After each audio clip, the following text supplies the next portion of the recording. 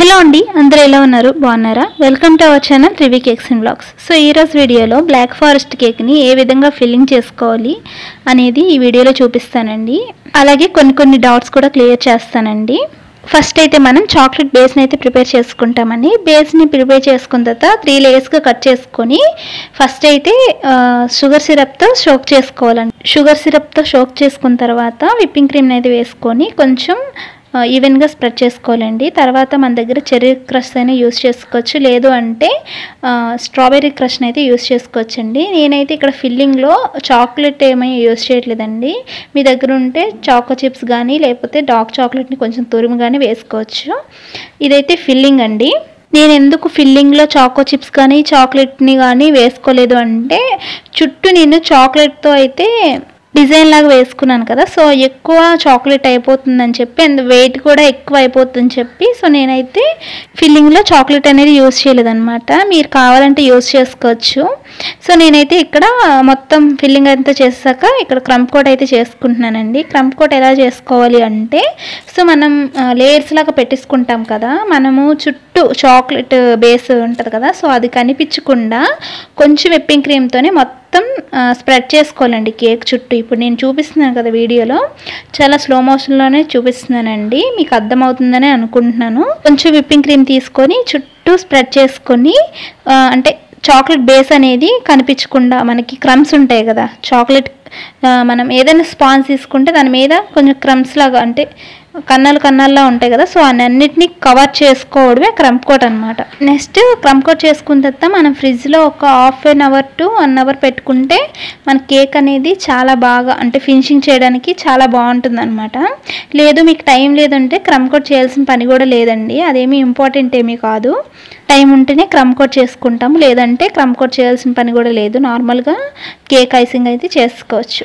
So next icing కోసం నేను ఒక ½ అవర్ పాటు ఫ్రిడ్జ్లో పెట్టుకుని తర్వాత సెట్ అయిపోయిన తర్వాత నేను క్రీమ్ తీసుకొని మళ్ళీ విప్పింగ్ క్రీమ్ తీసుకొని పైన ఐసింగ్ అయితే చేసుకుంటున్నానండి. ఇంకా మన ఛానల్ ఎవరైనా ఫస్ట్ టైం కనుక చూస్తున్నట్లయితే ఖచ్చితంగా సబ్స్క్రైబ్ చేసుకోవడం అసలు మర్చిపోద్దండి. అండ్ ఈ వీడియోని లాస్ట్ వరకు చూడండి. మీకు ఈ ఇన్ఫర్మేషన్ నచ్చితే ఖచ్చితంగా లైక్ చేయడం అసలు మర్చిపోద్దు. అండ్ ఎవరికైనా యూజ్ అవుతుందంటే ఖచ్చితంగా షేర్ కూడా చేయండి. అండ్ ఇప్పుడు స్క్రాప్ చేసుకోవాలి కదా, సో చుట్టూ మనం స్క్రాప్ చేసుకునేటప్పుడు ఏంటి అంటే, చాలామంది బిగినర్స్ అనేవాళ్ళు ఇలాంటి పల్చని స్క్రాపర్ యూజ్ చేస్తుంటారండి. వాళ్ళకైతే సరిగ్గా రాదు, ఎందుకు అంటే పల్చగా ఉంటుంది కదా, మీరు పట్టుకోవడం చాలా ఇబ్బందిగా ఉంటుందండి. ఎందుకంటే నేను ఎక్స్పీరియన్స్తో చెప్తున్నాను, కొంచెం థిక్గా ఉంటాయి కదా కార్డ్స్ లాంటివి, ఏమైనా ఏటీఎం కార్డ్స్ కానీ లేకపోతే పాన్ కార్డ్స్ లాంటివి అలాంటివి ఏమైనా ఉంటే దాంతో ఒకసారి ట్రై చేయండి, ఖచ్చితంగా మీకు ఫినిషింగ్ అనేది నీట్గా వస్తుందండి. ఇలాంటి స్క్రాపర్తో కాకుండా మీకు ప్రాక్టీస్ అయ్యే కొద్దీ తర్వాత ఇలాంటి పల్చటి స్క్రాపర్ని అయితే యూజ్ చేసుకోండి, అప్పుడైతే మీకు చాలా ఈజీగా అనిపిస్తుంది. ఇంకా స్క్రాప్ చేశాక మనకి ఎక్స్ట్రా క్రీమ్ ఏదైనా ఉంటే ప్యాలెట్ నైఫ్తో కొంచెం పైకి ఇలా నేను చూపించిన విధంగా తీసుకుంటే మీకు ఎక్స్ట్రా క్రీమ్ కూడా రిమూవ్ అయిపోతుందండి.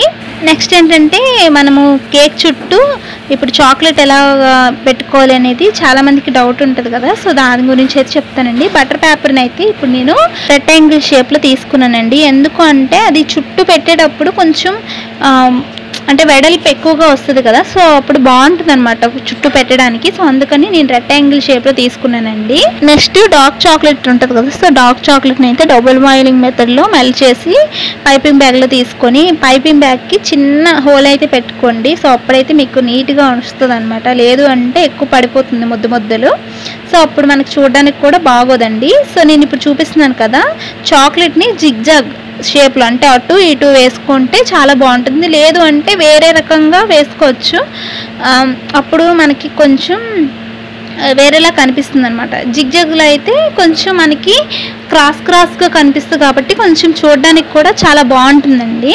ఒకసారి ఇలా ట్రై చేయండి, చాలా బాగుంటుంది మనకి బ్లాక్ ఫారెస్ట్ కేక్ అనేది. సో ఒకసారి ట్రై చేసి నాకు మీకు ఎలా వచ్చింది అనేది కింద కామెంట్ సెక్షన్లో నాతో షేర్ చేసుకోండి.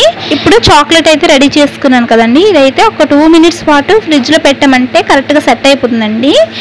చాక్లెట్ అనేది కొంచెం హార్డ్ అవుతుంది, సో హార్డ్ అవ్వడం వల్ల ఏంటంటే మనకి చాక్లెట్ చుట్టూ పెట్టుకోవడానికి వీలుగా ఉంటుంది. మీకు అంటే మరీ హార్డ్ అయిపోతే విరిగిపోద్ది కాబట్టి 2 మినిట్సే పెట్టుకోమంటున్నానండి నేను.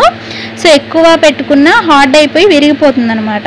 అంటే ఇది సమ్మర్ కాబట్టి నేను ఫ్రిడ్జ్లో పెట్టానండి. లేదు అంటే బయట పెట్టిస్తే కాసేపటికి అది కొంచెం లైట్గా హార్డ్ అయ్యి మనకి అంటే చేతికి అంటుకోకుండా ఉంటుందన్నమాట చాక్లెట్. అప్పుడు కూడా పెట్టుకోవచ్చు. అండ్ ఇంకో విషయం ఏంటి అంటే మనం చుట్టూ పెట్టుకుంటున్నాం కదా ఆ చాక్లెట్ అనేది, బటర్ పేపరు మన కేక్కి 1 ఇంచ్ పైకే కొంచెం కట్ చేసుకోండి. అప్పుడే కొంచెం లుకింగ్గా కూడా చాలా బాగుంటుందండి లుక్ వైజ్. ఇప్పుడైతే చుట్టూ పెట్టుకున్నాం కదా, సో దాన్ని కొంచెం ప్రెస్ చేసామంటే కేక్ అంటుకుంటుంది అనమాట. అంటుకున్నాక ఒక 5 మినిట్స్ పాటు ఫ్రిడ్జ్లో పెట్టేసేయండి.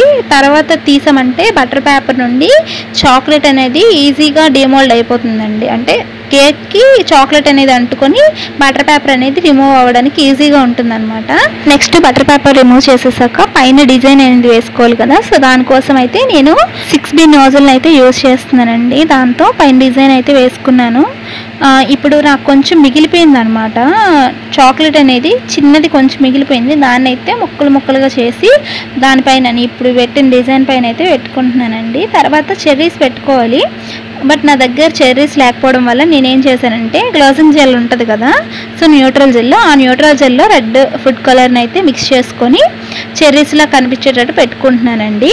మీ దగ్గర చెర్రీస్ ఉంటే చెర్రీస్ కూడా మీరు చెర్రీస్తో కూడా డెకరేషన్ అయితే చేసుకోవచ్చు, చాలా బాగుంటుందండి. ఇంతేనండి, నేమ్ రాసి మనము కేక్ని అయితే డెలివరీ ఇచ్చేసేయడమే నెక్స్ట్.